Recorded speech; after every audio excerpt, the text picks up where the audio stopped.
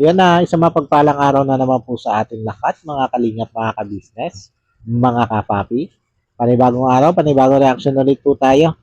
At for today's video po, ay gawa natin ng reaction. Itong latest vlog ni Kalinga Prab dito kay Eden at dito kay Mikoy. Pero bago po tayo magpatuloy sa ating gagawin reaction video, ay syempre, ang lagi po natin paalala mga kalingap, mga ka-business, mga kapapi, na patuloy lang po nating suportahan ang ama ng kalingap na walang iba kundi si Kuya Bal Santos Matubang. At ganoon din po ito si Kalinga Prab at syempre, ganoon din si Ate Edna Vlog, ang butihing may bahay ni Kuya Bal Santos Matubang. At ganoon din po ang butihing may bahay ni Kalinga Prab na si Ma'am Jack Tapia Matubang. At isama na rin po natin mga kalingap, mga ka-business, mga kapapi sa patuloy po nating susuportahan ang ka-business official, Papa Dins TV, ka-business family at Mrs. KB official. Yan, support lang po natin sila.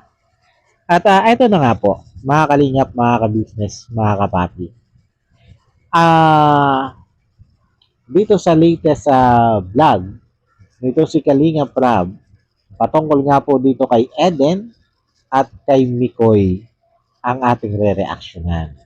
At dito mga kalingap, mga ka-business, mga kapapi, ay bago magsimula itong vlog nitong si Kalinga Prab dito sa tambalang Meet Den, ay kinausap muna nitong si Kalinga Prab itong si Mikoy doon sa sasakyan. At dito ay sinabi ni Kalinga Prab na nakapag-decide na siya. At sinabi niya dito kay Mikoy na ang decision niya ay si Eden na ang magiging kalab team nitong si Mikoy.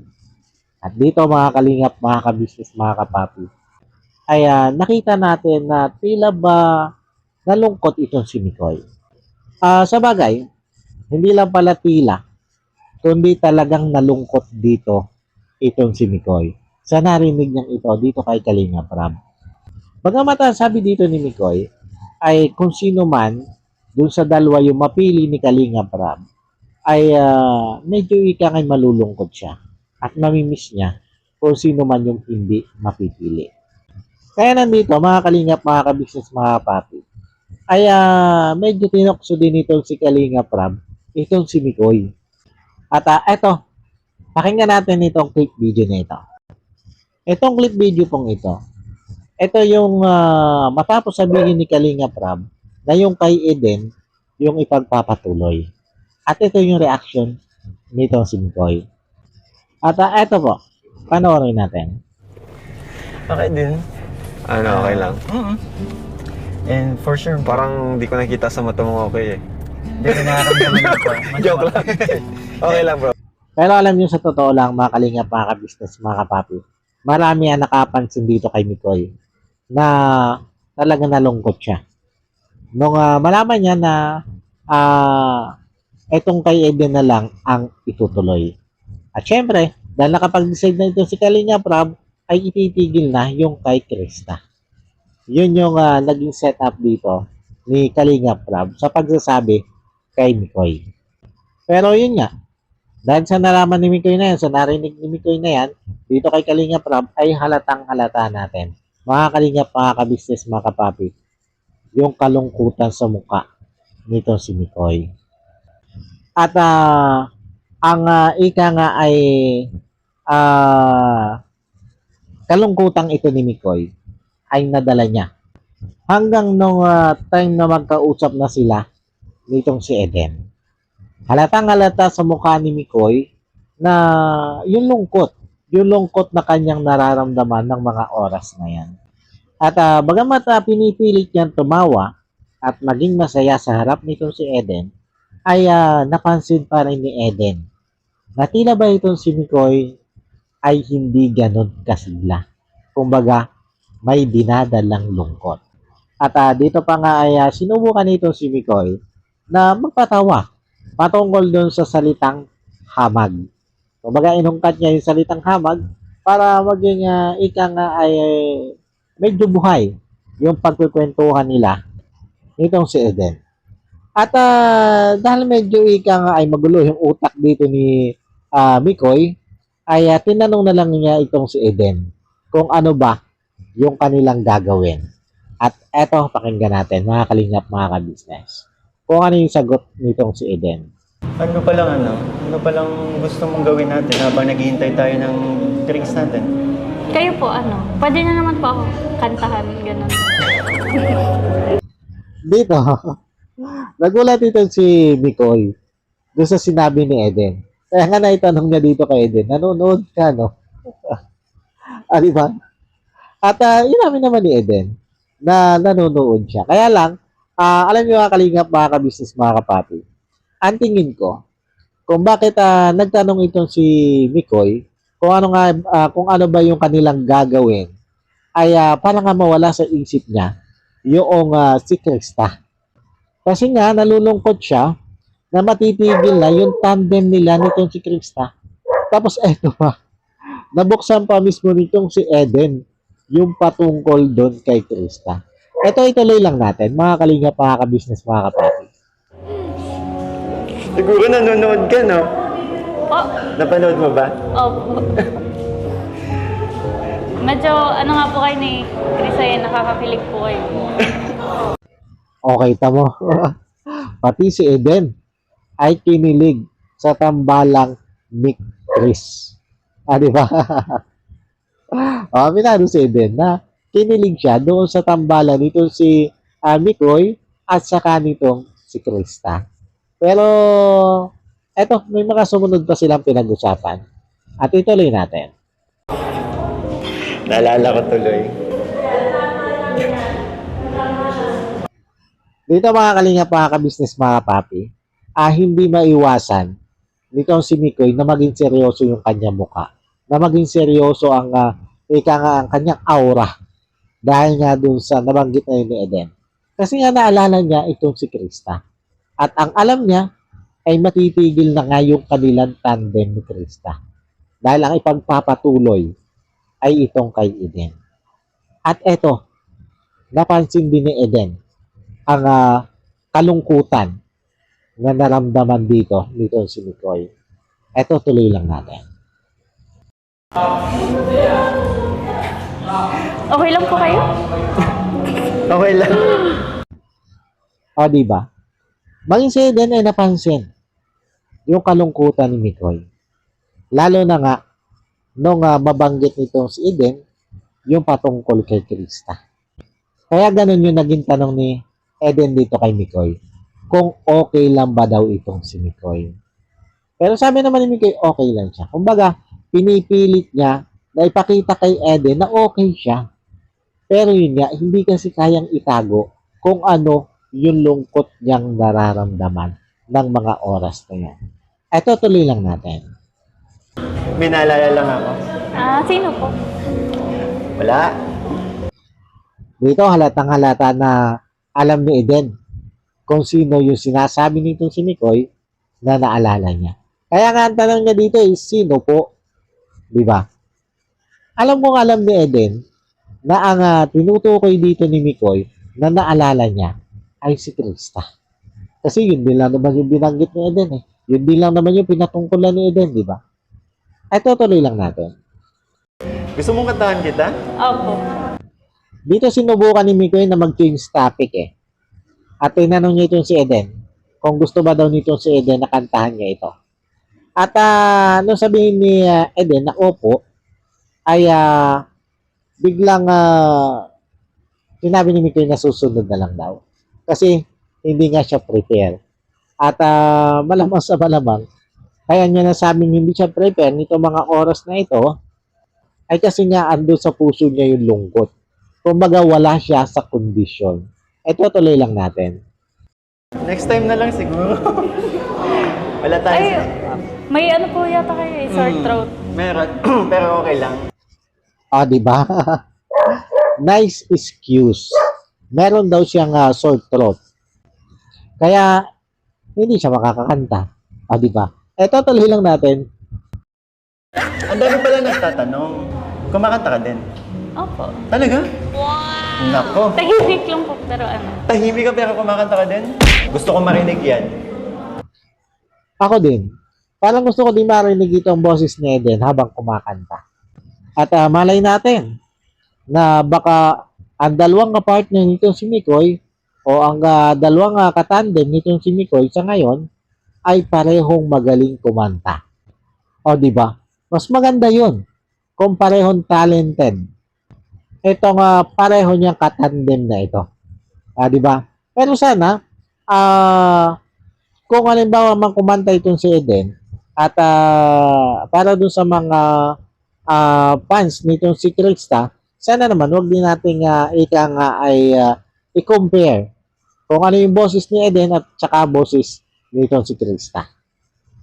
Kumbaga, maging good vibes na lang tayo at pareho natin itong tangkilikin. Kumbaga, pareho natin itong suportahan.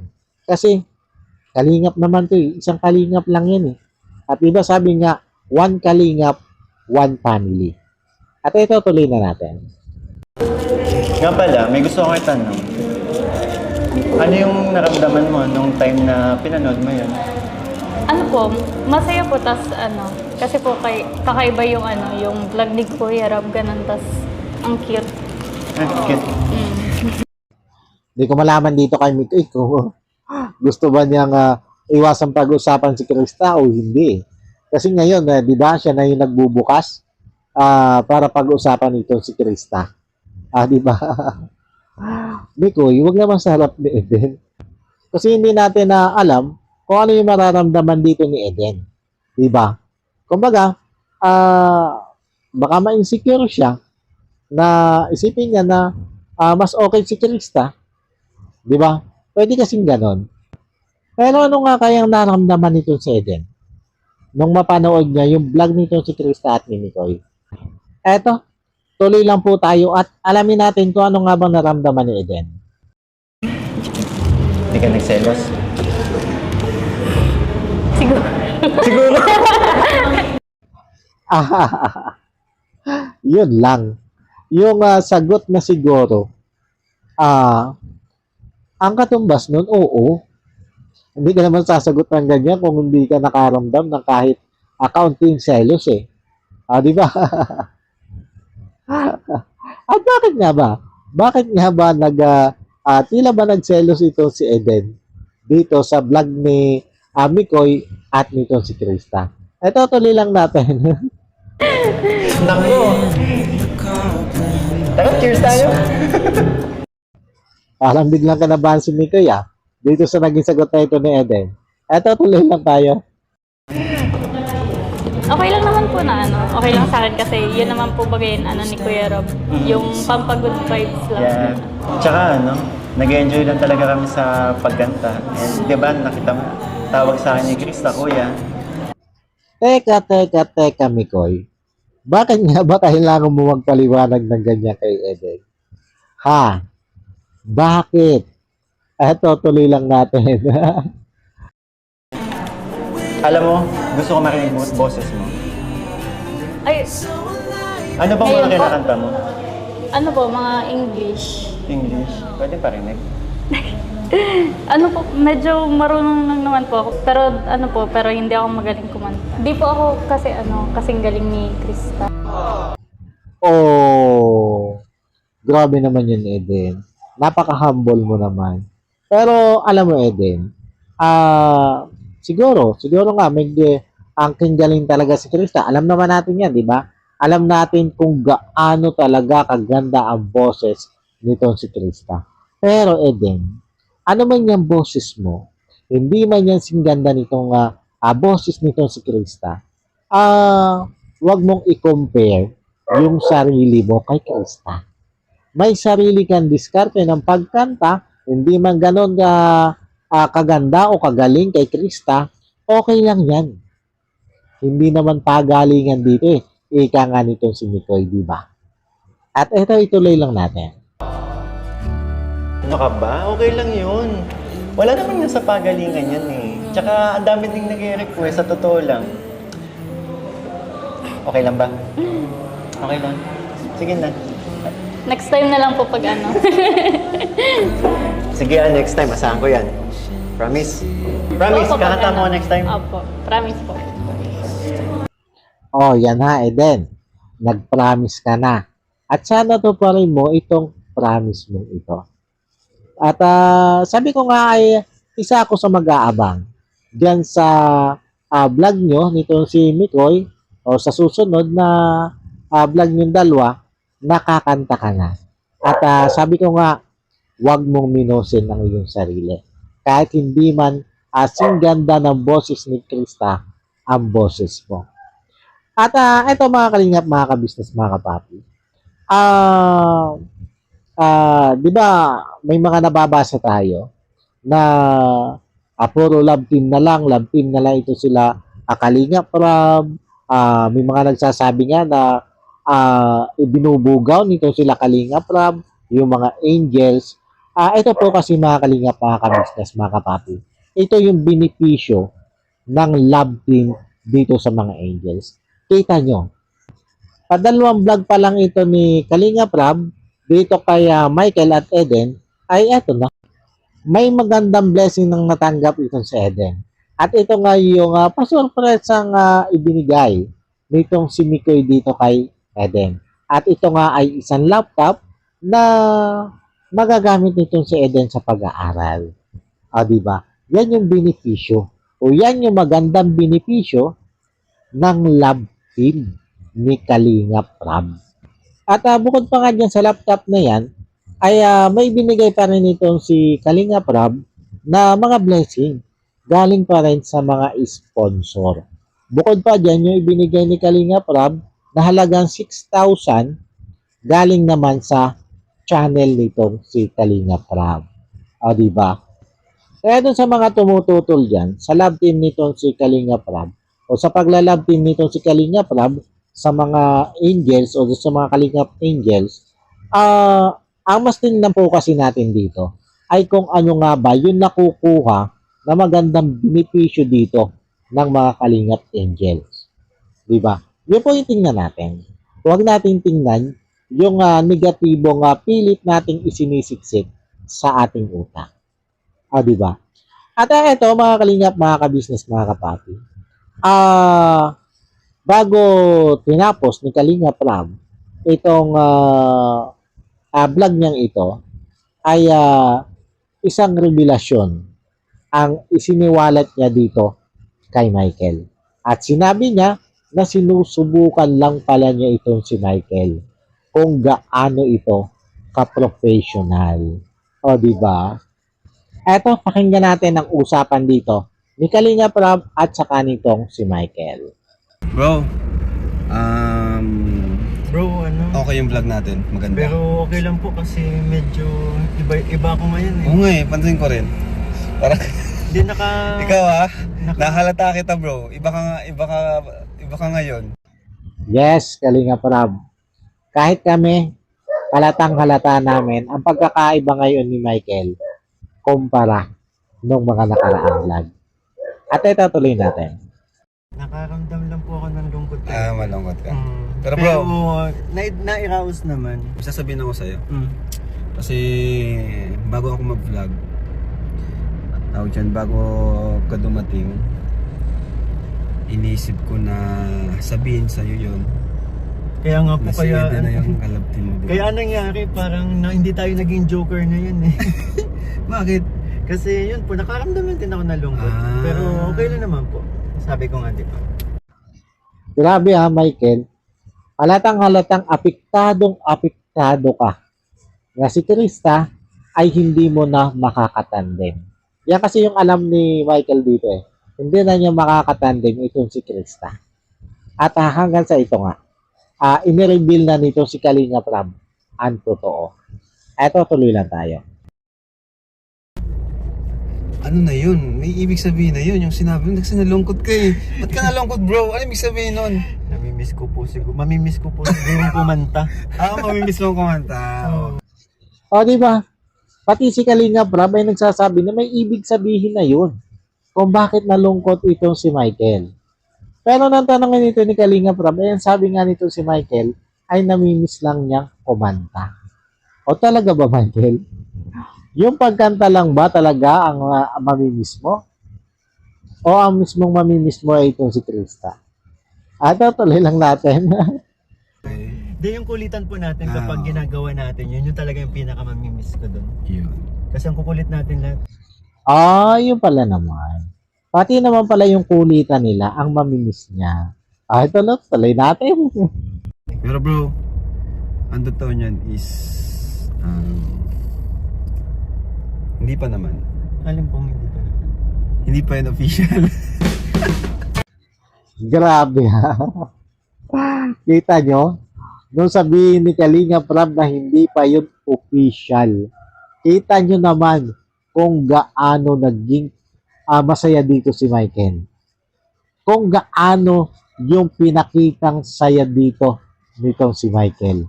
Nung malaman niya na hindi pa yun ang official.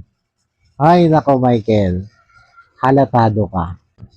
Eto tuloy lang po natin. Inano ko lang yung ano mo bro, yung magiging reaction mo. Sabi ko, subukan ko kasi pero natuwa ko sa'yo bro kasi napaka-professional mo bro. Ano ka, ginawa mo pa rin talaga lahat, tinanggap mo yung decision ko. Yung kasi inaano ko sa'yo eh, kung baka sinusubukan kita. Kasi bago ka sa K-Boys, di ba? Sinusubukan kita kung papayag ba to. Pero ikaw, sa talagang kung ang decision ko, dun ka rin. Thank you po. Pero hindi pa yun. Hindi ba yan yung talagang official na tandem? Wala naman talagang love team pa. Oo, wala. Nakaramdam po. Ayan. Nakaramdam talaga ako ng lungkot. Pero, ayun, saya ko na naman. Taka, vlog ulit. Joke lang. Kasi yun nga, di ba? Ano naman? Kumbaga, di naman natin kailangan magmadali. Opo. Yung mga madali. Go with the flow lang. Tsaka happy po ako sa nagiging feedback ng mga tao sa ginagawa natin. Kaya tuloy-tuloy lang. So, kayo na pong bahala. Kayo nang bahala. Basta kami, support kami kay Eden at kay Krista. Yes. Bahala na kung anong mangyari. Bahala na ano? Bahala na bro. Good vibes lang. Good vibes lang tayo. Good vibes. At yan nga po. Yan nga po yung naging desisyon ni Kalinga Prab. Ang wag mo nang gawing love team. Itong Eden at Michael. O itong Mick din. At i-enjoy lang ng lahat. Ganun yung gusto ni Kalinga Prab. I-enjoy lang ng mga viewers ang tambalang Mikoy at saka Krista. At ganun din itong Mikoy at Eden. Ganun lang. Ganun lang muna sila. At ika nga ni Kalinga Prab ay good vibes lang. At sana yung magkabilang supporters, yung supporters ng Mick Den at saka supporters ng Mick Chris, magkaisa na lang po tayo. Bilang tulong natin kay Eden at bilang tulong natin kay Krista. Kumbaga, wag na po tayong magkagulo. At ika nga ikaw nag-vlog man dito kay Eden at kay Mikoy, ay abangan din natin ang pagbablog dito kay Krista at kay Mikoy. Ganun lang. Maging ika nga ay maging masaya na lang tayo kung ano yung mga pinaplano dito ni Kalinga Prab. At yan, paano po mga Kalingap, mga ka-business, mga kapapi? Siguro sa susunod, ang abangan naman natin ay ang magiging vlog nitong si Krista at itong si Mikoy. At yun, paano po, maraming salamat po sa patuloy pong sumusuporta at tumatangkilik dito sa aking mga ginagawang reaction video. At yun, syempre, bago po tayo tuluyang magtapos, ay ang lagi po nating paalala na wag lang po natin kakalimutan patuloy na suportahan ang ama ng Kalingap na walang iba kundi si Kuya Bal Santos Matubang. Ganon din po ito si Kalinga Prab at syempre, ganon din po itong si Ate Edna Vlog, ang butihing may bahay ni Kuya Bal Santos Matubang. At ganon din po ang butihing may bahay ni Kalinga Prab na si Ma'am Jack Tapia Matubang. At ganon din po lahat ng Kalinga partners at lahat ng Kalinga reactors.